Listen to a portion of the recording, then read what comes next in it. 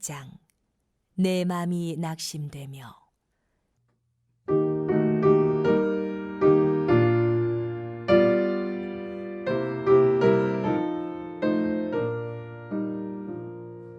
내 맘이 낙심되며 근심에 눌릴 때 주께서 내게 오사 위로해 주시네. 가는 길 캄캄하고 괴로운 마련아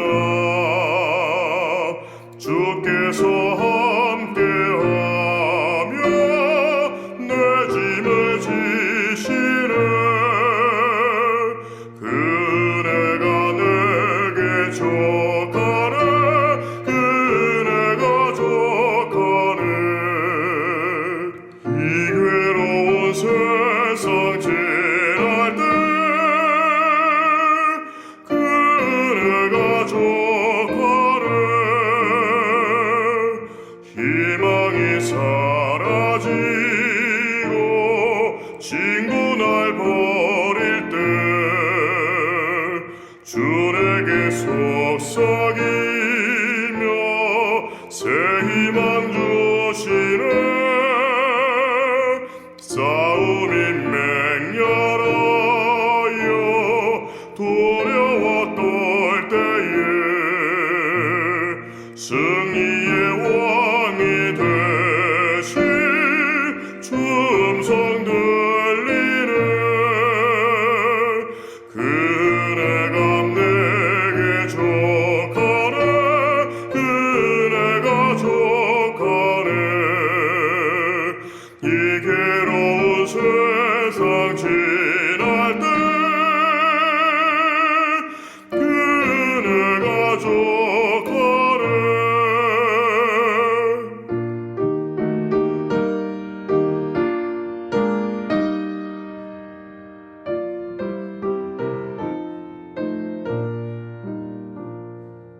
번민이 가득 차고 눈물이 흐를 때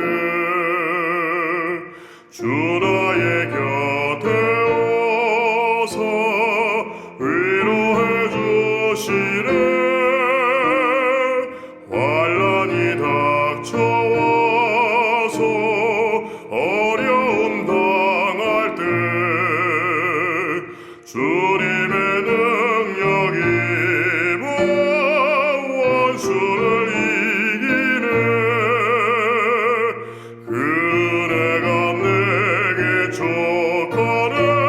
그네가 족하네.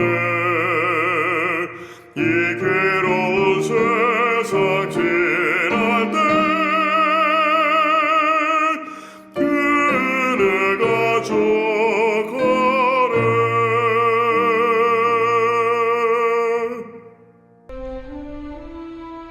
너희는 마음에 근심하지 말라. 하나님을 믿으니 또 나를 믿으라.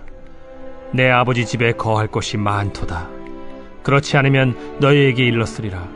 내가 너희를 위하여 거처를 예비하러 가노니 가서 너희를 위하여 거처를 예비하면 내가 다시 와서 너희를 내게로 영접하여 나 있는 곳에 너희도 있게 하리라. 내가 어디로 가는지 그 길을 너희가 아느니라. 도마가 이르되 주여, 주께서 어디로 가시는지 우리가 알지 못하거늘 그 길을 어찌 알겠사옵나이까? 내가 곧 길이요 진리요 생명이니 나로 말미암지 않고는 아버지께로 올 자가 없느니라. 너희가 나를 알았더라면 내 아버지도 알았으리로다. 이제부터는 너희가 그를 알았고 또 보았느니라. 빌립이 이르되 주여, 아버지를 우리에게 보여주옵소서. 그리하면 족하겠나이다. 빌립아, 내가 이렇게 오래 너희와 함께 있으되 네가 나를 알지 못하느냐? 나를 본 자는 아버지를 보았거늘 어찌하여 아버지를 보이라 하느냐?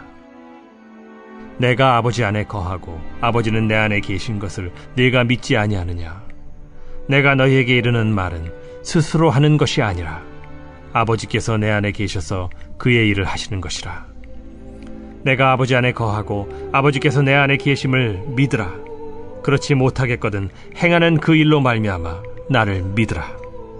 내가 진실로 진실로 너희에게 이르노니 나를 믿는 자는 내가 하는 일을 그도 할 것이요 또한 그보다 큰 일도 하리니 이는 내가 아버지께로 감이라.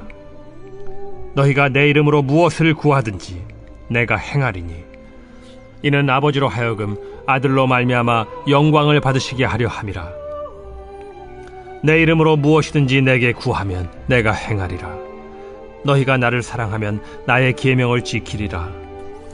내가 아버지께 구하겠으니 그가 또 다른 보혜사를 너희에게 주사 영원토록 너희와 함께 있게 하리니 그는 진리의 영이라. 세상은 능히 그를 받지 못하나니 이는 그를 보지도 못하고 알지도 못함이라. 그러나 너희는 그를 아나니 그는 너희와 함께 거하시며 또 너희 속에 계시겠음이라. 내가 너희를 고아와 같이 버려두지 아니하고 너희에게로 오리라. 조금 있으면 세상은 다시 나를 보지 못할 것이로되 너희는 나를 보리니 이는 내가 살아있고 너희도 살아있겠음이라. 그날에는 내가 아버지 안에 너희가 내 안에 내가 너희 안에 있는 것을 너희가 알리라. 나의 계명을 지키는 자라야 나를 사랑하는 자니 나를 사랑하는 자는 내 아버지께 사랑을 받을 것이요 나도 그를 사랑하여 그에게 나를 나타내리라. 가룟신 아닌 유다가 이르되 주여, 어찌하여 자기를 우리에게는 나타내시고 세상에는 아니하려 하시나이까? 사람이 나를 사랑하면 내 말을 지키리니 내 아버지께서 그를 사랑하실 것이요 우리가 그에게 가서 거처를 그와 함께 하리라. 나를 사랑하지 아니하는 자는 내 말을 지키지 아니하나니 너희가 듣는 말은 내 말이 아니요 나를 보내신 아버지의 말씀이니라.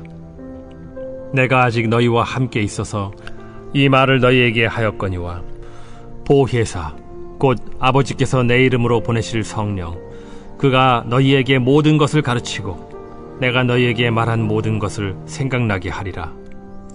평안을 너희에게 끼치노니 곧 나의 평안을 너희에게 주노라.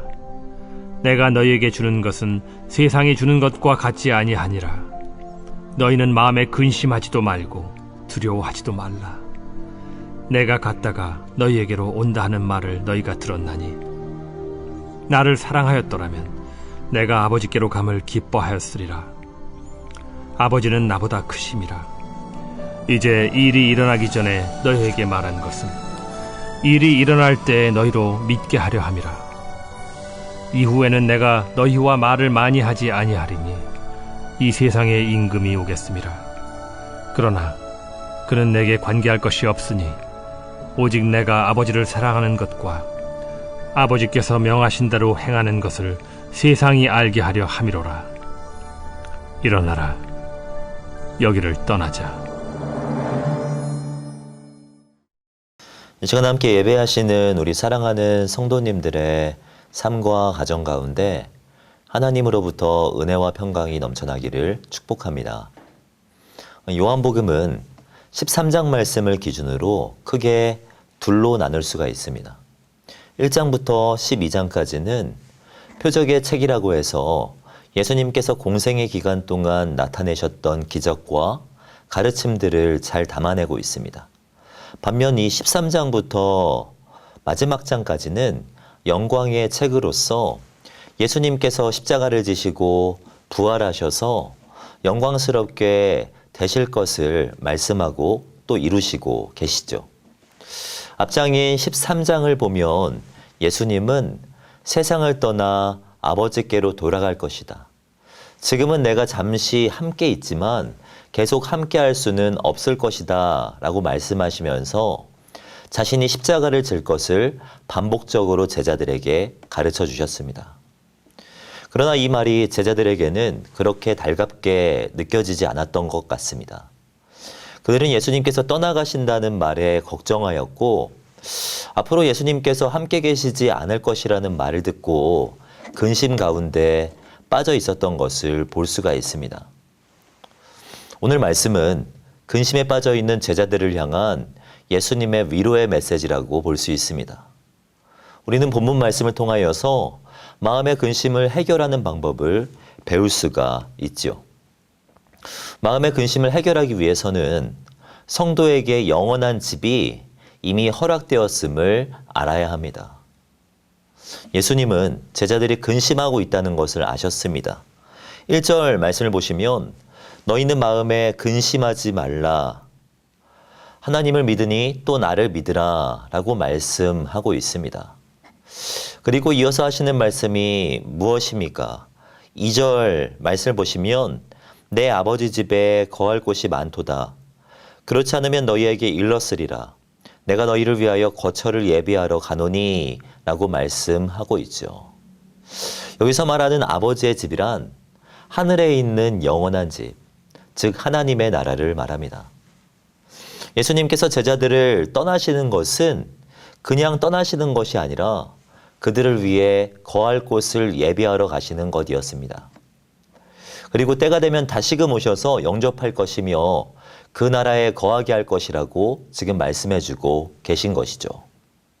예수님은 이 사실에 근거하여서 근심하지 말라, 근심하지 않아도 된다라고 말씀하고 계시는 것입니다. 성도라고 해도 인생 속에서 근심하지 않을 수는 없습니다.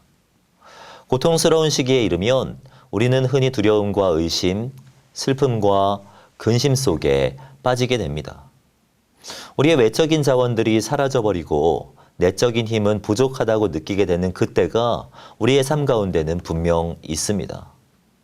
우리는 외적인 자원만 채워지고 상황과 환경이 해결되면 근심이 사라질 것처럼 생각합니다. 그래서 이 문제만 해결되면, 이번만 잘 넘어가면 괜찮을 것 같다고 생각하고 또 믿기도 합니다. 그러나 예수님의 방법은 그렇지 않습니다. 제자들은 예수님께서 떠나가지 마시고 자신들과 함께 계시기를 소원했습니다. 그러면 근심이 사라질 것이라고 생각한 것이죠. 그러나 예수님은 그들과 함께 있는 것을 택하지 않으셨습니다. 당장의 문제가 커 보이지만 그 문제가 해결된다고 우리의 인생 속에서 근심이 완전히 사라져버리는 것은 아닙니다. 그러나 우리의 아버지 집, 우리가 영원히 거할 그 처소는 우리에게 근심 대신 화관을 씌우며 두려움을 넘어 소망을 갖게 하기에 충분하다는 것입니다. 근심과 관련된 인물들이 성경에도 참 많이 등장합니다. 구약에 욥이 있다면 신약에는 바울이 있죠. 잘 아시겠지만 사도 바울은 예수님을 믿는다는 이유로 극심한 고난을 겪었으며 40에 하나 감하는 맥까지 여러 번 맞았습니다. 그뿐만 아니라 날마다 교회와 사랑하는 성도들로 인하여서 마음의 근심을 달고 살았던 것을 볼 수가 있습니다. 그러나 고린도 후서를 보면 바울은 너무나도 멋진 고백을 하죠. 무명한 자 같으나 유명한 자요. 죽은 자 같으나 보라 우리가 살아있고 징계를 받는 자 같으나 죽임을 당하지 아니하고 근심하는 자 같으나 항상 기뻐한다라고 고백하는 것을 볼 수가 있습니다. 그가 이와 같이 고백할 수 있었던 이유가 무엇입니까? 환난은 잠시지만 그가 훗날 누릴 영광은 영원하기 때문에, 이 땅에서 받는 환난이 너무나도 작아 보일 정도로 아버지 집에서 누릴 영광이 너무나도 크다는 것을 알았기 때문에 이런 고백을 할 수 있었던 것 아니겠습니까? 바울에게만 이러한 은혜가 있는 것은 아니라고 생각합니다. 성경은 길이요 진리요 생명이신 예수 그리스도를 모신 우리 성도들 또한 하나님을 아버지로 그의 나라를 우리의 영원한 거처로 누릴 수 있음을 말씀하고 있습니다. 사랑하는 성도 여러분, 우리는 예수님을 통해 이미 평강을 누린 존재들이며 영원한 나라를 이미 허락받은 존재들입니다. 이 사실을 신뢰하시고 매일을 살아가셔서 근심을 넘어서는 그 기쁨을 날마다 누리시는 저와 성도님들이 되시기를 주님의 이름으로 축복합니다. 또한 마음의 근심을 해결하기 위해서는요, 성도에게 또 다른 보혜사, 즉 성령 하나님이 동행하심을 신뢰해야 합니다. 예수님은 제자들에게 자신이 떠날 것을 말씀하시면서 한 가지를 약속해 주셨습니다. 성령님께서 함께 하실 것이라는 이 약속 말입니다. 16절 말씀을 보면 내가 아버지께 구하겠으니 그가 또 다른 보혜사를 너희에게 주사 영원토록 너희와 함께 있게 하리니 라고 말씀하고 있습니다. 보혜사란 돕는 자 또는 조력자라는 의미입니다. 여기에서 또 다른 보혜사라고 표현한 것을 보면 성령과 어떤 또 다른 존재가 있는 것처럼 그렇게 생각할 수 있지만 사실 그렇지 않습니다. 성경에 보혜사라는 단어를 검색하면 오늘 본문을 포함하여서 요한복음 15장, 16장에만 보혜사라는 단어가 등장합니다. 그러나 원어로 파라클레이토스라고 검색하면 요한일서 2장 1절 말씀이 한 번 더 검색이 됩니다. 요한일서를 보면 이렇게 말씀하고 있죠. 아버지 앞에서 우리에게 대언자가 있으니 곧 의로우신 예수 그리스도시라 라고 말씀하고 있습니다.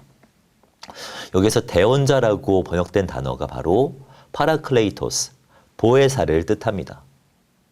그러니까 첫 번째 보혜사는 예수님이시고 예수님께서 떠나가시면서 약속하신 또 다른 보혜사가 바로 성령 하나님을 가리키는 것입니다. 혹자는 말합니다. 우리 성령 하나님은 우리를 예수 그리스도에게로 인도한다라고 말입니다. 저는 이 말이 맞는 말이라고 생각합니다. 성령은 예수님을 알게 하고 예수님의 말씀을 깨닫게 하는 등 예수님께서 하셨던 수많은 역사들을 동일하게 행하시는 분입니다. 가르치고 생각나게 하실 뿐만 아니라 치유하고 회복하는 일을 감당하시는 분이 성령님이라는 것입니다. 그러나 예수님과 다른 유익이 있다면 그분은 무소부재하심으로 우리와 함께 하신다라는 것이죠. 본문 16절 말씀의 뒷부분을 보시면 분명하게 이렇게 말씀하고 있습니다. 영원토록 너희와 함께 있게 하리니 라고 말입니다. 여기서 말하는 영원토록이란 이 표현은 예배가 없다라는 의미입니다. 장소에 있어서는 계시지 않는 곳이 없다는 것이며 시간에 있어서는 밤이나 낮이나 어제나 오늘도 늘 함께 하신다는 것이고 능력에 있어서는 능치 못함이 없으시다라는 의미입니다. 그런 성령 하나님께서 우리와 함께 계시다는 것이죠. 저는 이것이 성도의 무기라고 생각합니다. 내가 능력이 있기 때문이 아니라 내 안에 계신 성령님이 능력이 있기 때문에 그분이 나와 함께 하시기 때문에 우리는 근심하지 않을 수가 있는 것이죠. 세상은 눈에 보이지 않는 성령을 이해하지 못합니다. 우리도 성령님께서 눈에 보이지 않기 때문에 성령 충만하지 못하다면 그분을 바라보지 못할 때가 분명히 있습니다. 그러나 17절을 보면 그는 진리의 영이라 세상은 능히 그를 받지 못하나니 이는 그를 보지도 알지도 못함이라. 그러나 너희는 그를 아나니 그는 너희와 함께 거하시며 또 너희 속에 계시겠음이라 라고 말씀합니다. 우리가 성도가 되었다는 것은 성령님이 우리와 함께 하신다는 것이며 우리가 인식하지 못한다고 할지라도 그분이 우리 속에 분명 계시다는 것을 의미합니다. 그분을 인식할 때 우리는 근심에서 벗어날 수 있으며 그분을 인정할 때 평안함 속에서 오늘의 삶을 살아갈 수가 있는 것이죠. 사랑하는 성도 여러분, 예수님께서 우리에게 원하시는 것은 평안이지 근심이 아닙니다. 본문 27절 말씀을 보면 평안을 너희에게 끼치노니 곧 나의 평안을 너희에게 주노라. 내가 너희에게 주는 것은 세상이 주는 것과 같지 아니하니라. 너희는 마음에 근심하지도 말고 두려워하지도 말라라고 말씀하고 있습니다.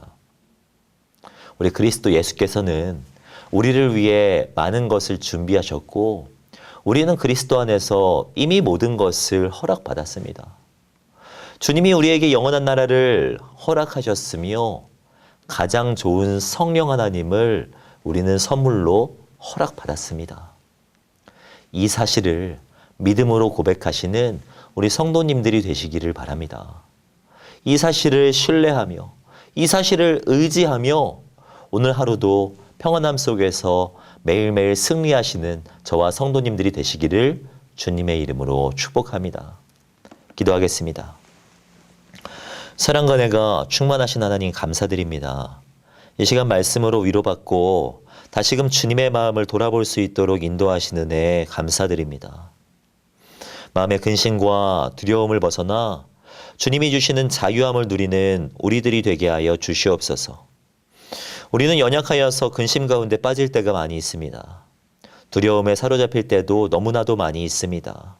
성령 충만함으로 우리를 인도하여 주셔서 이 모든 근심들을 이겨내게 하시고 주님과 동행하며 평안한 삶을 살아낼 수 있도록 우리 가운데 역사하여 주시옵소서. 오늘 하루를 또 살아갑니다. 오늘 하루를 살아갈 수 있는 힘을 주시고 주님과 함께 승리할 수 있도록 우리를 주장하여 주시옵소서. 그렇게 인도하실 주님을 기대하오며 이 모든 말씀 주 예수 그리스도의 이름으로 기도하오며 지금은 우리 주 예수 그리스도의 은혜와 하나님의 사랑과 성령님의 교통하심이 이 시간 함께 예배하시는 우리 사랑하는 성도님들의 머리 위에, 가정과 교회 위에, 세계와 열방 위에 지금으로부터 영원까지 함께 있을지어다. 아멘.